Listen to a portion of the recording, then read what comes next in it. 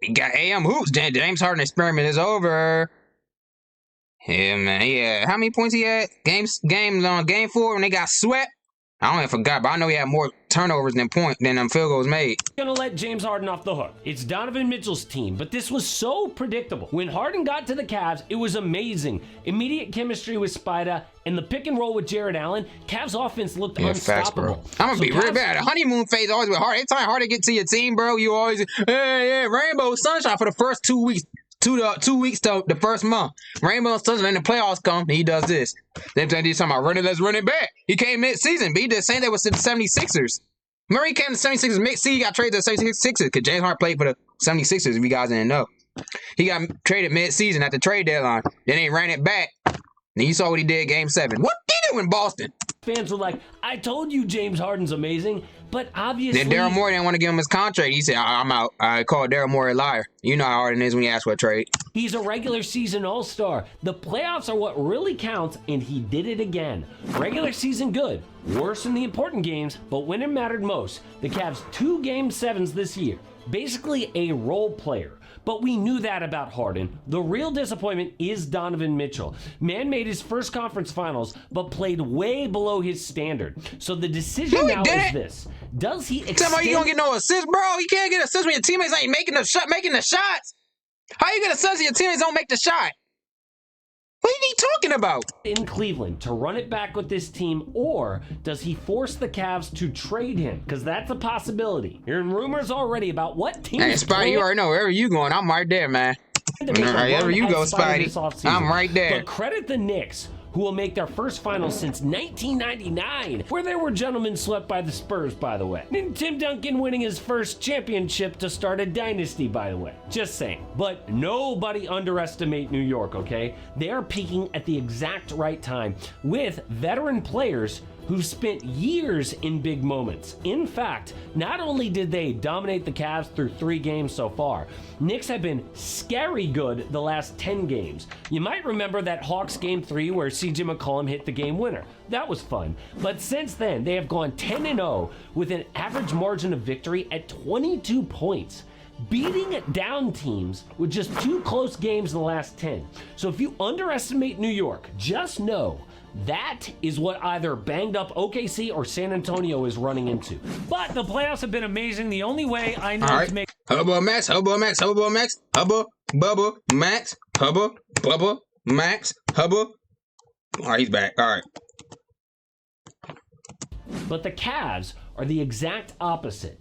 Yes, they made a conference finals, but I have a profile of a team that's gotten lucky. Now, I know that's harsh, but just look at the numbers. Entering game 4, they had a losing record in the playoffs. Their average score was 109 to 108, winning games by the skin of their teeth, and it took 2 Game 7s and 3 overtimes. So, okay, 3 overtimes? I know they had an OT game 6 in Toronto. They had an overtime game 5, and not game 5, game game 5 in Detroit. Then OT game 1 against 3 overtimes. Okay. Here's what we can say for sure. Cleveland beat teams they were supposed to beat. Barely, but crumbled once they faced an experienced veteran opponent. So what happens next? Well, they can either run it back or make big changes. And Cleveland would be crazy to run it back after what we just showed. But the good news, big changes are rumored everywhere. Let's get this out of the way. A report says that Giannis was already offered to Cleveland at the deadline. From Jake Fisher, Cavs spoke with Bucks about Giannis before the deadline. We're told it would take Evan Mobley and all of Cleveland's available draft capital to get it done, but the Cavs said no. But did you see Evan Mobley these playoffs? The kid is getting paid like the next Giannis, but not playing like it. Innovation in American plastics means reusing, It's about plastic makers? All right, they got to skip it. The reason is last year, he not only won Defensive Player of the Year and an All-Star, but he got votes for MVP, was All-NBA. He's top 10. This year, nothing. The Defensive Player of the Year didn't even make an All. Damn, how your 3% is dipped like that? Bro, you shot 37%, how you go down to 29? What have you been doing in the offseason? Bro, he's been too much muscle. We probably was in the weight room. We forgot to shoot. You know what I'm saying? You shooting like a muscle head. What you 37-29 is crazy. Defense team this season. How is that possible? So he balled out just in time for a supermax and has not lived up to that, which can seriously hurt a team in the second apron era if you give out bad contracts like that. Now, reports say they don't want to swap Mobley for Giannis. Okay. The other big name, though, is LeBron James. And over at Pauly Market, Cavs a strong second place for LeBron's next team, in part because he liked to post about going home this summer. Oh, I saw that. Problem is how then he posted on the story. He posted on the story about the 2016-17 Cavs. The Cavs are. They're the most expensive team in NBA history, which means for Bron to go there on anything but a minimum, they'd have to cut salary first, like dumping a Jared Allen or James Harden to a team like cap space, like the Bulls or the Nets. So if they... Hey, yo, Harden, bro, you want to come out to Cleveland, bro? I don't know what deal they had on the table, but you want to come out to Cleveland, Harden? You gotta take less money. You gotta take less money, bro. How old are you, Harden? Like 38, 37? Take less money, bro. Please. Do that. What happens with Donovan Mitchell? Because his situation is about to be a main topic in the NBA. So you want to do, Spidey? Has one more guaranteed year on his contract, can sign an extension, but the moment he doesn't do that, the Cavs have to listen to trades because they paid so much to get him back in 2022. They sent out 5 first-round picks, 2 pick swaps, and 3 rotation guys for Spida, so you can't lose him for nothing. And yes, Spida likes the Cavaliers. I believe him when he says that. But you know deep down, he is jealous of Jalen Brunson. I feel bad. Bro, who comes up with this narrative? Oh, yeah, he's living his dream. He's living your dream. Hey, Jalen Brunson's living your dream, Spidey. Who came up with this? Bro, he's not living Jalen Brunson, bro. What you from New York? He's not living nobody's dream. Knicks almost had him in 2022 before the Cavs went all in, and you know, sees how much Knicks fans love Jalen. I mean, Spidey said he Brunson. thought he was going to the Knicks, but I don't mean he dreamed about it. I don't mean he dreamed about it. You know what I'm saying? I know it's his hometown, but never mind. Never mind. What did you? How much success the Knicks are having with Jalen, and he thinks that should be me. Would probably secretly. Bro, Spidey's not thinking that, though. I know for sure. Spidey's not thinking that. Anything. Your facts is good. Your facts is straight. But the end result, Spidey's not thinking that. I know it. To swap Trust me, I know. with Jalen Brunson right now. So, you know, losing to the Knicks before this big offseason kind of matters. And what have the Cavs done? Gotten desperate. I'm sorry, any team that trades a 26-year-old all-star Darius Garland for James Harden is desperate. Could you see the Thunder front office doing that? Or the Celtics? Or any respectable team that believes they got about like 8 picks in return. Yeah, I'll see them doing it. in themselves. Oh, and by the way, they seem to have made a handshake deal to extend James Harden for multiple seasons. Brian Windhorst said that Harden has a player option, but he signed off on Cleveland in the Clippers deal because the Cavs basically agreed on a long-term deal this summer. I'm sorry if Donovan Mitchell just got to see close up firsthand the James Harden experience in the playoffs. Yes, he takes pressure off. I'm gonna show that clip again. But do you want the rest of your prime, if you're Spida, tied to James Harden? Really? At the very least, you'd say that's a bad omen for your chances of winning a ring.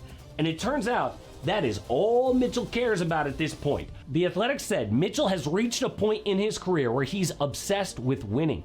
He's made his money. He's made enough. No, you ain't saying whether he wins a championship or lose a championship, he's won in life. That's all that matters, right? That's what he said. That's what Spidey said. Teams, all NBA teams. I know that's what he said. The only thing left to do is win. Are the Cavs the place for that? If not, several teams are ready for a trade. First is the Rockets. Tim McMahon said, if Donovan Mitchell is available, that is a guy I could see the Rockets being aggressive to go get.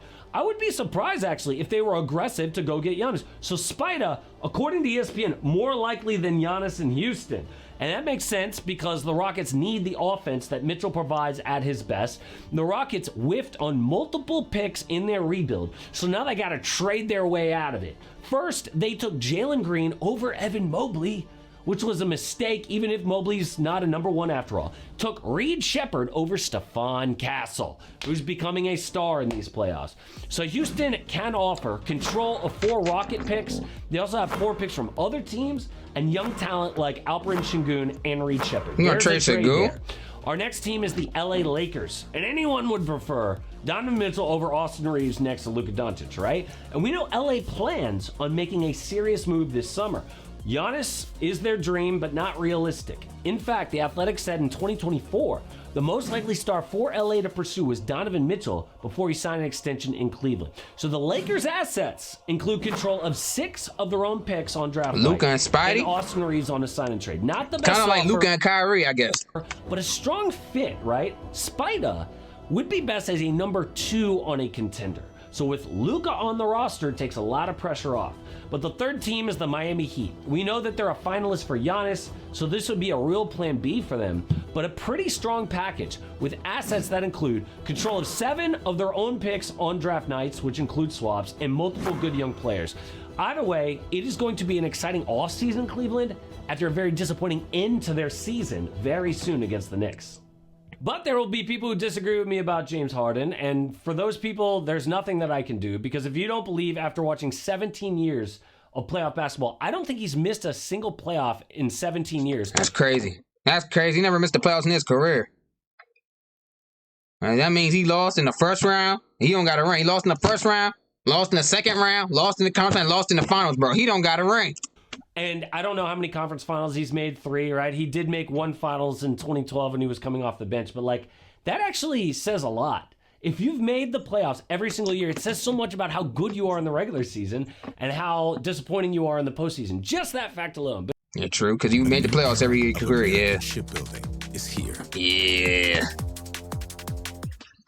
Cuddle and save on insurance with Liberty. The line is bundle and save on insurance with Liberty Mutual. Well, that doesn't make any Spidey, dang, yeah, Spidey probably in the same conversation. Spidey's young. Spidey's younger, so it don't count. What did he do? But if people don't believe it, they don't believe it. There's nothing I could do.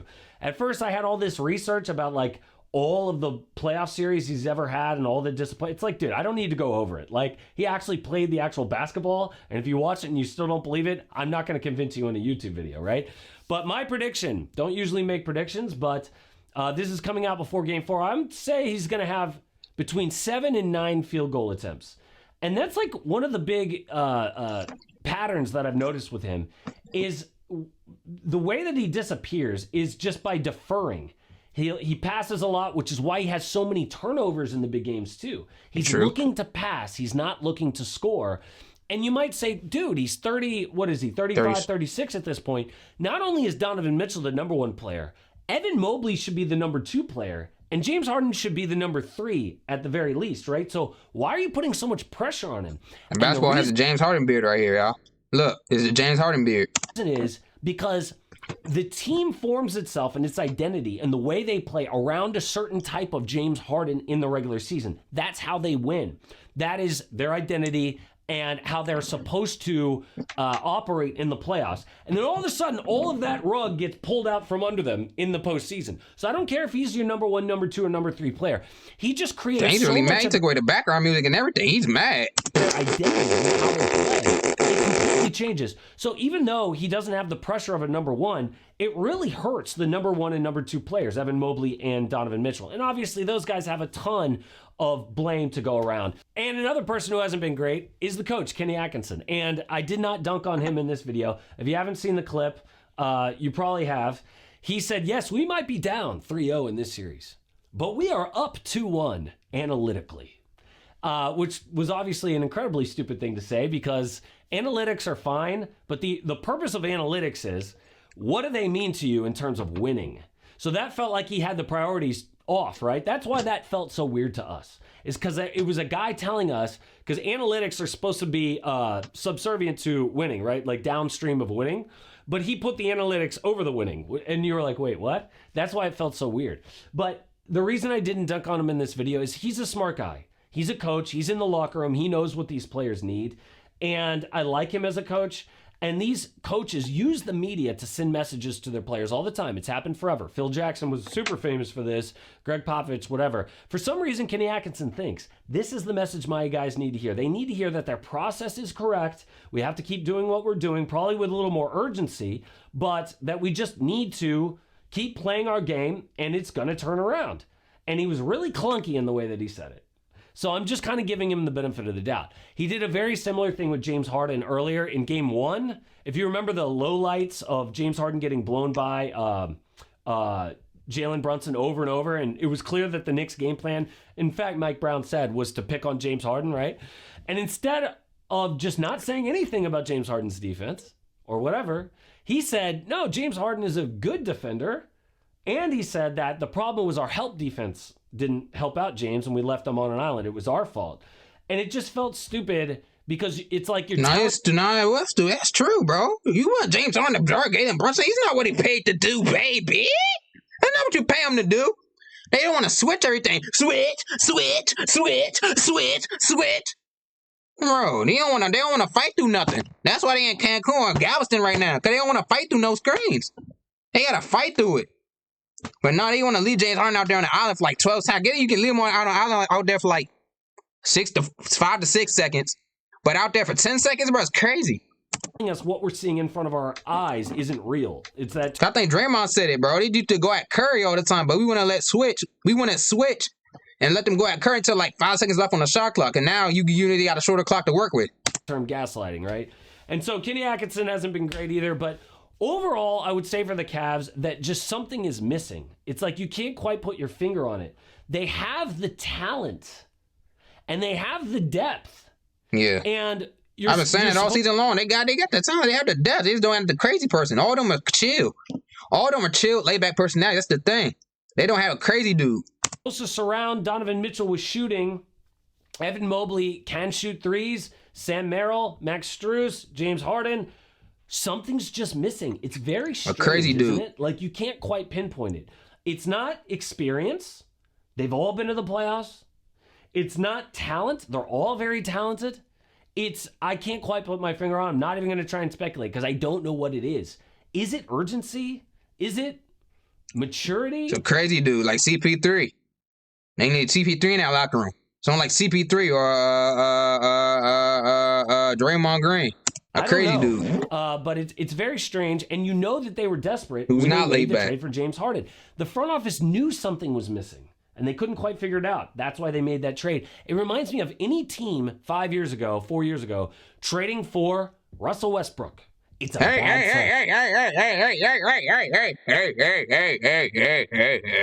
hey.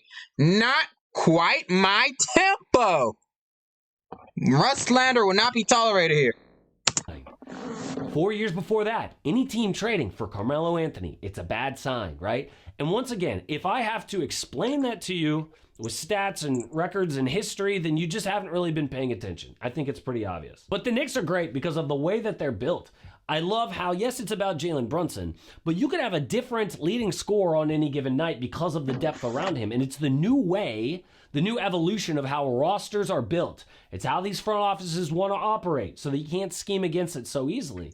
It's like the Thunder, where yes, SGA will be the leading scorer on any given night, probably, but it could be anyone else and you're not going to be super surprised. That's the opposite of what it was back in the day with the old James Harden Rockets teams, right? That old blueprint where it's one guy, he's the big giant star, the sun in the solar system with all the planets just revolving around him. And that blueprint failed. I am and the system. falling out of favor. Now, in some teams, it's still that way. Giannis and the Bucks. The Lakers to an extent with Luka Doncic, but we'll see. That's not great for the Lakers, but you have no choice but to build around Luka, right? The ideal is to have that depth. But the reason why we still pick the Spurs or the Thunder over the Knicks is that the Spurs and the Thunder also do have that super mega talent guy who on any given night could lay claim to the best player in the whole world. It's the old adage, which team's got the best player in the series? And in both cases, it will be the Spurs and it will be the Thunder over the Knicks, even though the Knicks do have so much going in their favor. The experience, the run that they're on, the momentum, and health. Spurs or OKC is going to be banged up no matter what. So obviously we're all picking the Spurs or OKC, but I hope that I showed in this video at least that we should not underestimate the Knicks, and hopefully Knicks fans don't hate my channel for never talking about them. So please check out this video. Last video, by the way, was about Wemby dominating Chet before they ever get on the court mentally. And I was kind of nervous about making a video in the middle of a series. I'm not nervous about doing this one when the Cavs are up 3-0, but this has played out. And did you guys see the quote from SGA after the Game 4 loss, whatever, last night when SGA was asked, what do you need to do to get Chet going offensively? There's something going on with SGA, dude. Seriously, like the maturity, it's very weird. Not what you want to see from a leader, would you ever see a leader? It's almost like he's thrown back-to-back teammates under the bus a little bit. I don't know if I'm being too harsh, but do you remember what he said about Isaiah Hardenstein when the reporter asked SGA, hey, how great was Hardenstein's defense on Wemby? And he said, wasn't that great. And then he claimed to not hear her when it was obvious that he could. Did you hear what he said about Chet? Just what are some things you think you can do to help get Chet a little bit more involved offensively? Yeah,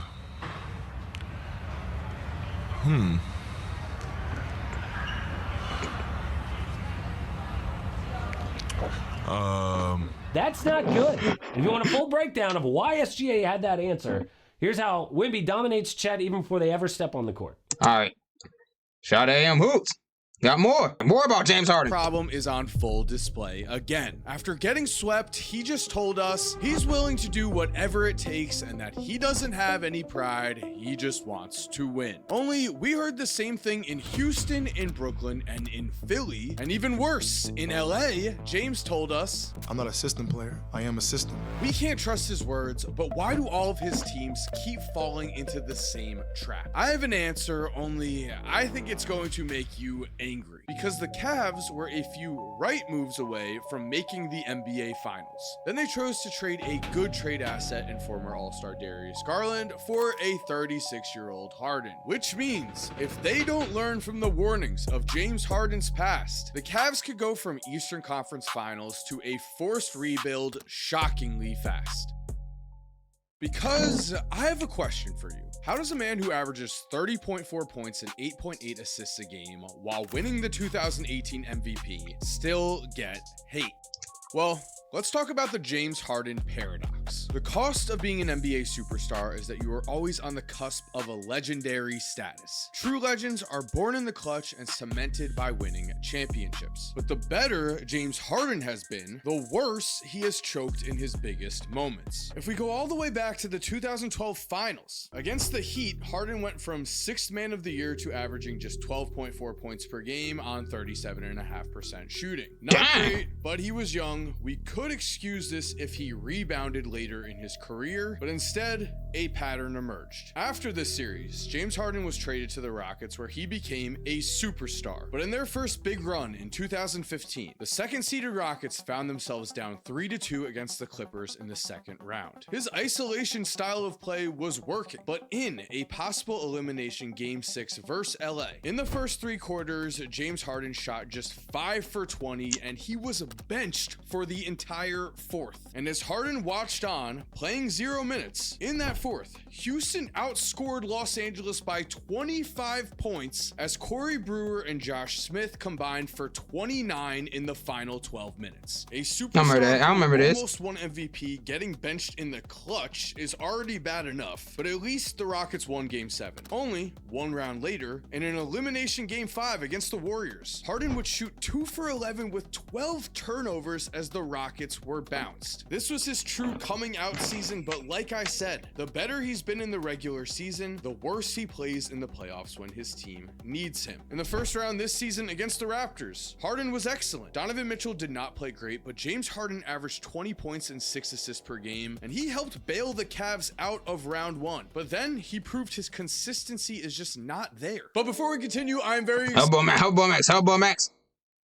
Their E7 standing desk not only has helped that, but look at how incredible this desk is. It's versatile. Because it moves up and down, you can use it to Elbow Max. 30 for $30 off. And now let's get back into the video. Against the Pistons in Game 7 of round 2, he shot 2 for 10 with 9 points. And against the Knicks in the elimination Game 4, 2 of 8 from the field and 0 for 6 from 3. It is very possible that in this year's playoffs, James Harden was in his head because his entire career has shown us that he is a Hall of Famer who just can't get it done in the clutch. The 2015 playoffs were bad, but the 2017 playoffs were arguably worse. In the second round against the Spurs, first in Game 5, Manu Ginobili swatted away a James Harden game attempt, and then in Game 6, with both Hall of Famer Tony Parker and MVP candidate Kawhi Leonard sitting out, the Rockets were facing elimination against a depleted Spurs team, and surprise, they lost by 39 points as as Harden shot 2 for 11. Really? James Harden is one of the best scorers we have seen in modern basketball, but he is the system that he told us he was. In his prime, Harden was a man who would isolate for 20 seconds if he wanted to, then either drive to the basket and take a layup, take a step back jumper, or throw a last second pass. His entire team lived and died on his shoulders. So a real and fair argument can be made that in James Harden's past, none of the teams that he played for would have been successful without him. But at the end of the day, the price of stardom is also expectations, and no showing elimination games adds up. And even more unfortunate here, this is what should make Cavs fans truly angry about betting on an old James Harden. And do we remember this clip from Harden's final days as a Rocket? James Harden Fat definitely suit. had a pregame meal, averaging 7.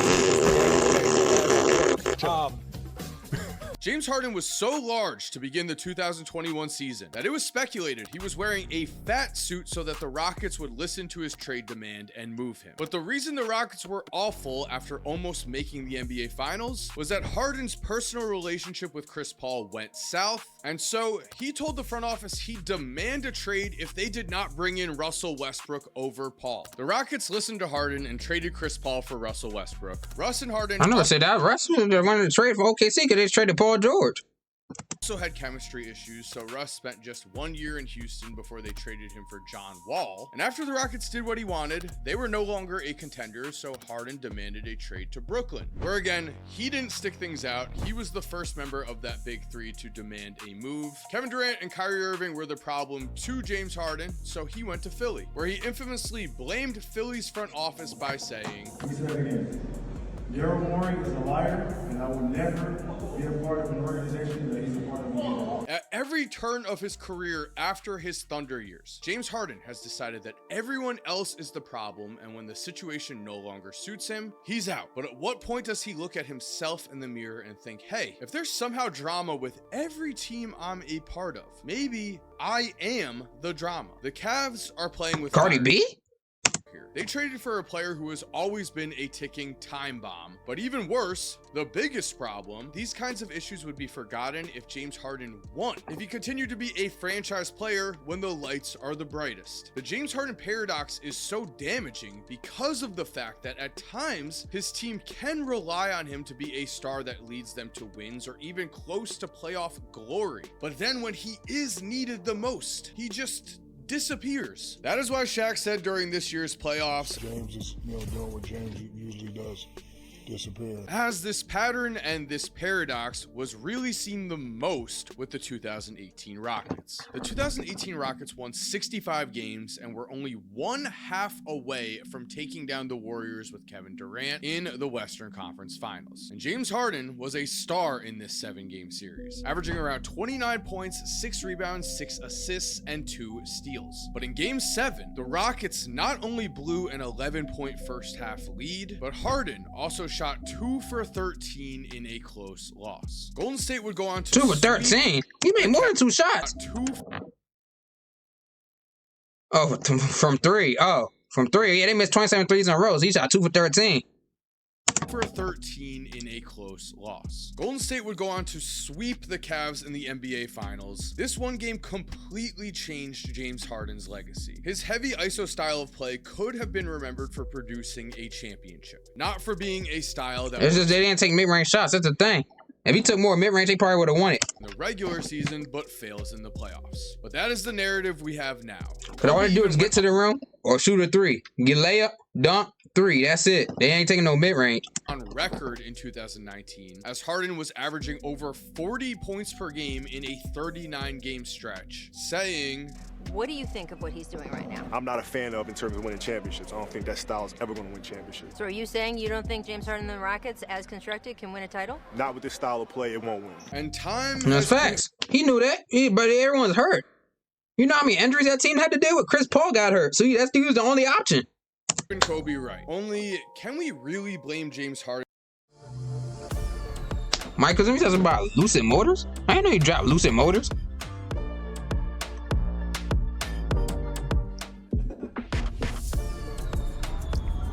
But Chris Paul was hurt, bro. Chris Paul got hurt that season, and so the other players. People just can't resist It was just him and PJ Tucker. People turn down free money by not. And you know, PJ just stands in the corner. You don't expect him to do nothing else on offense. Say, do you have this in a small? It feels good to find the right fit. It feels good to Geico. Harden for the 2018 playoff loss. In that Game 7 versus Golden State, the Rockets as a whole missed an NBA record 27 straight threes. I just said that, Mike. Only lost by 9 points. I actually think of all of James Harden's no-shows in big games, while this is the one that had the largest stakes, I also think it's the most defensible one. But the problem was twofold. One, this game felt like fate. I took a mid-range, he made it. Are true. James Harden might have more bad elimination games than any star we have ever seen. The end of this year's Cavs season was very predictable, but two, it's also what came after this loss. As a star, Harden keeps telling us he wants to sacrifice to win a championship. But then, when it comes to actually changing his ways, we've seen the complete opposite. His actions say he is the system, and even if his ISO style of play has lessened, the lack of defense has continued to stay the same. And we need to consider that the point of this trade was to take the final step and win a championship, which is why if I were a Cavs fan, I would be extremely angry about this trade because the evidence is just overwhelming here. You cannot trust James Harden in big games. Darius Garland could have been traded for anyone else. If you make a move for a 36-year-old, you are really locking in on that trade working. But from 2022 to 2025, Harden has been nowhere to be seen on the stat sheet in elimination games each and every year. In 2022 with Philly, round 2, we have a game 6 elimination game. We have James Harden shooting 4 for 9 with damn, took 9 shots, but that's it. He got traded mid-season. That's fine. It was his first year with the team. But then in 2023 against the Celtics, second round again, this time game 7. This time Harden shoots 3 for 11 with 9 points and 5 turnovers in a loss. So he goes and blames Daryl Morey. Then he ends up on the Clippers, and his story just keeps getting worse because it keeps repeating. In the final 2 games against the Mavs, Harden shot 2 for 12 in game 5, then 5 for 16 in game 6. The Clippers were sent home. Then last season, first round versus the Nuggets, game 7, Harden shot 2 for 8 in what has become the most predictable story we've seen. James Harden is consistently 8 shots in the regular season. He raises the ceiling of any team he is on, and he can even give you some good playoff performances. But when your season is on the line, it's almost like he's better off on the bench, especially when you add in his defense. So now we're hearing after a sweep that he's willing to do whatever it takes to win. But at this point, there's simply no way we can trust him. And unfortunately, the Cavs had the receipts. They had every warning right in front of them, but they chose to ignore all of those warnings. And if they pay James Harden again, why would we expect a lifelong pattern to suddenly change? So there we have it. Thank you for watching today's video. If you did, I really think you're going to like the videos that are on the screen. If you're already subscribed, thank you so much for supporting. You are awesome. We all know it. And as always, have an awesome day and cue that music. All right, shout out Michael Zamba. Whoop-dee-doo. Get a 4 train campaign.